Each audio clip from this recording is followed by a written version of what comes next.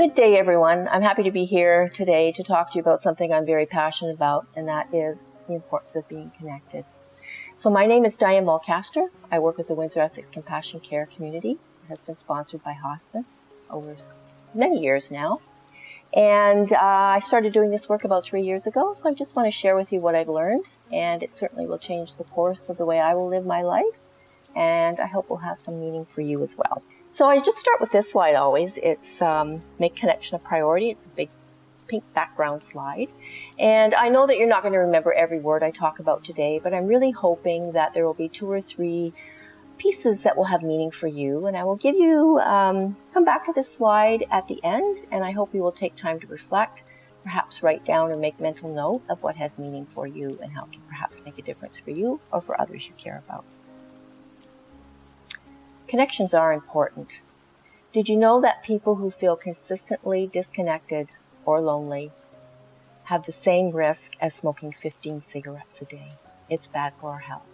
That can actually equate to 15 years off our lifespan.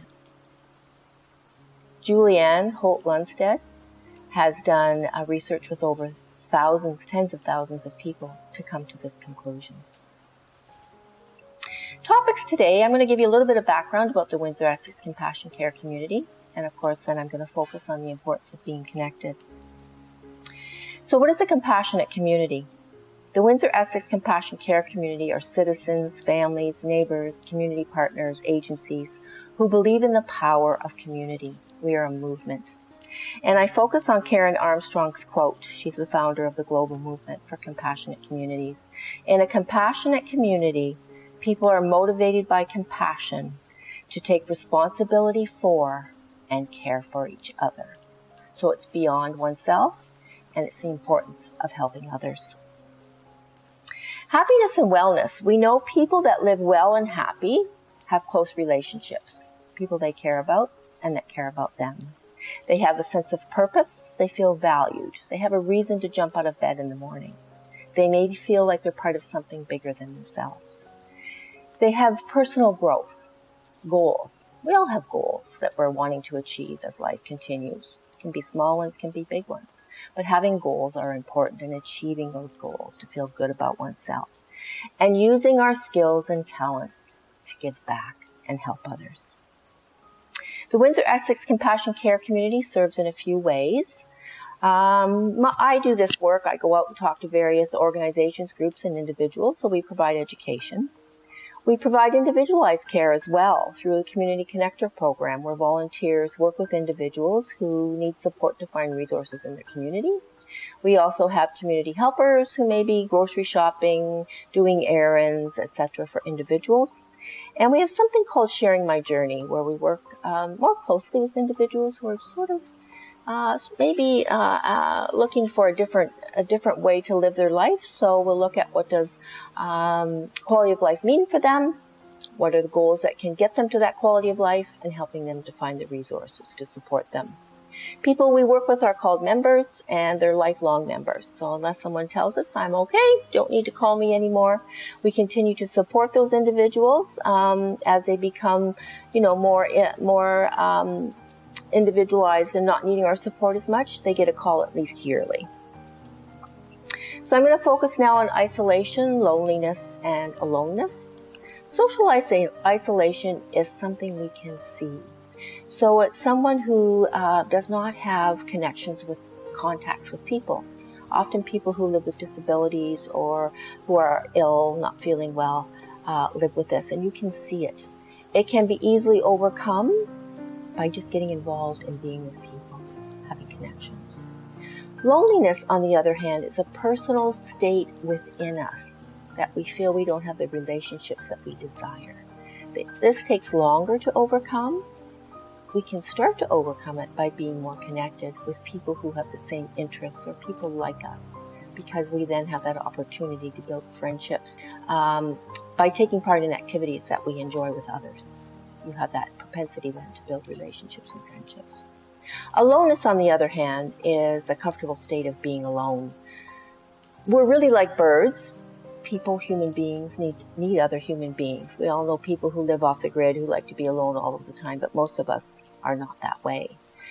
I talk about introversion and extroversion. Introversion means you get your energy by being alone. So we all know people who work and interact and go to school and be with people, but then they need time, some alone time to collect, to get that energy back. We also know people who are more on the extrovert scale who need to be with other people. So they may work and go to school all day, but they're involved in activities all evening. So they get their energy by being with other people. It doesn't matter where you sit on that scale, but it's just so you know that being alone all of the time is not something that we would desire for you. We need to be with people. We need to be connected.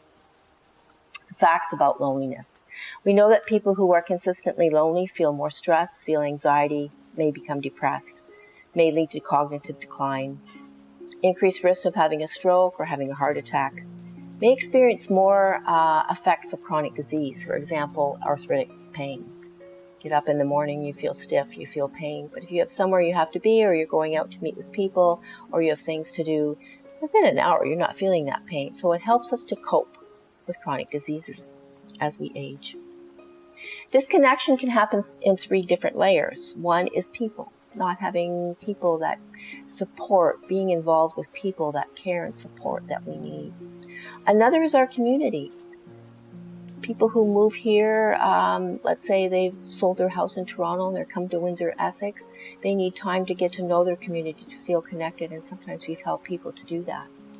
We also know people who come here to go to school internationally from other parts of Canada, other parts of Ontario. Sometimes those people need support also to get that connection feeling back, know their community. And then there's that disconnection from self, where you feel like you really don't know where your life is going and you need to think about, how am I going to get back into the swing of things? How is my life going to have meaning again?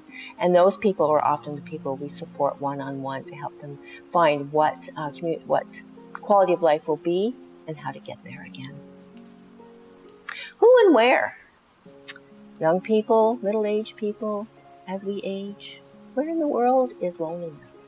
We know that 20 to 40% of people, all walks of life, all age groups, all parts of the world, will tell us they feel consistently lonely.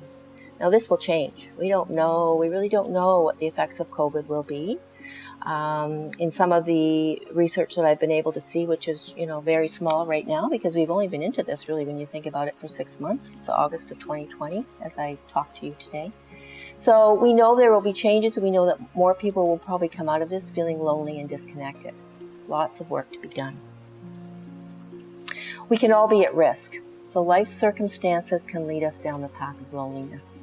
Technology, I say, is a double-edged sword. For some people who depend only on technology to interact with people, can lead them down the path of loneliness. On the other hand, technology can be a support, right? So during these times of COVID, when we talk more on the phone, perhaps we're FaceTiming with people, or we're using other modes of technology to connect. It can be very helpful. Being a caregiver, my background is nursing. I've seen people where caregiving becomes a 24-hour responsibility. And you may know people like that. So if they can no longer go out and have coffee with you, bring coffee to them. Think about those folks.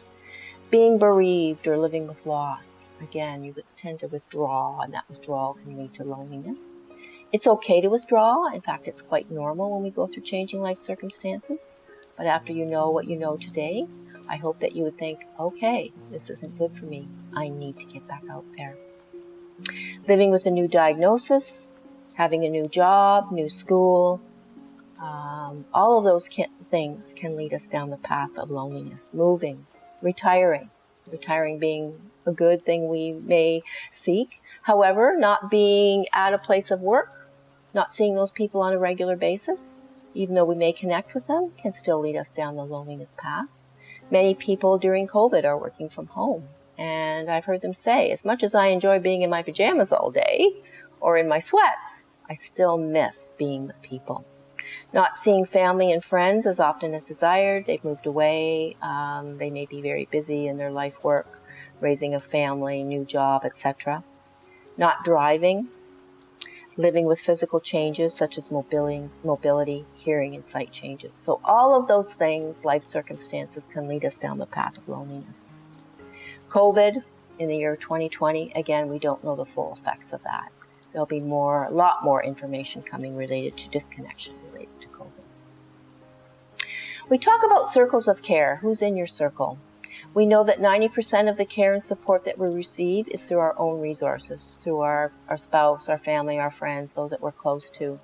And we talk about circles in 3 types of circles. So our inner circle are those people who we would maybe discuss things of importance, like changing things that you just want to run by somebody. It may not be that they make that decision for you, but they help you to feel comfortable in making your decision. So again, it may be a close friend, a spouse, a relative, a friend.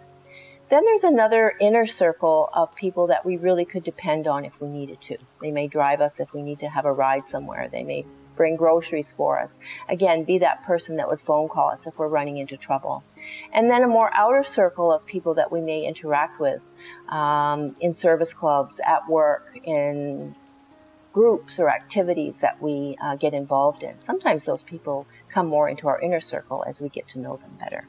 It's important to have our circle of care and support, and noting, talking to those people how they could care and support you if you need it.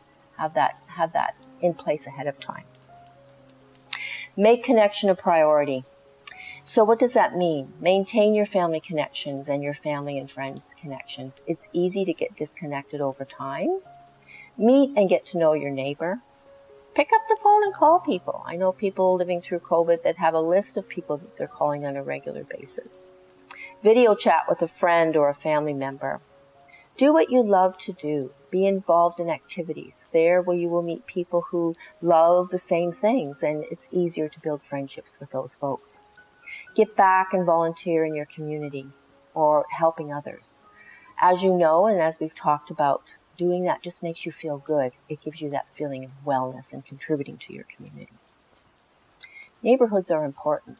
We know that neighborhoods where people are connected, those people feel safer. They have more people that they can have help them. People that are happier, there's more get-together happening. So it's good. Get to know your neighbor. New neighbors that come into the neighborhood. Be the one who goes there, brings them some cookies, or lets them know you're there and how it's important that you want them to be comfortable in your neighborhood. 2020, the year of COVID. What to do? Well, we all probably have gone through periods where we're more lonely, more disconnected than we would like. Recognize it, realize it, be aware, identify the gaps. You can think of ways to overcome some of those feelings. Connect with people that maybe you haven't connected with for a long period of time, or people that you know may be going through a difficult time because of COVID. Call them, interact with them.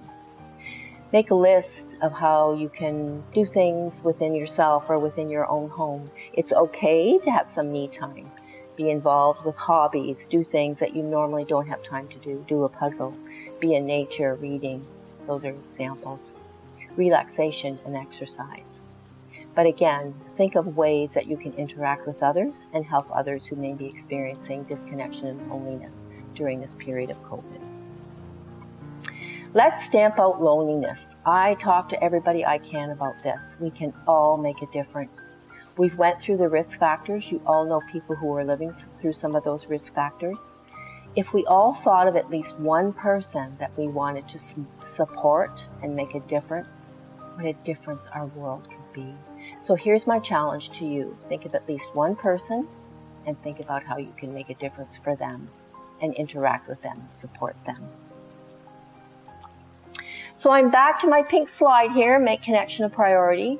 And I hope now you will take some time to self-reflect, perhaps jot down a few things that you've learned, some gems for you, perhaps some changes you want to make in your life, and perhaps that person that you want to interact with and make a change in their life because they may be experiencing loneliness or disconnection. Thank you very much. Please take care of yourself and be safe.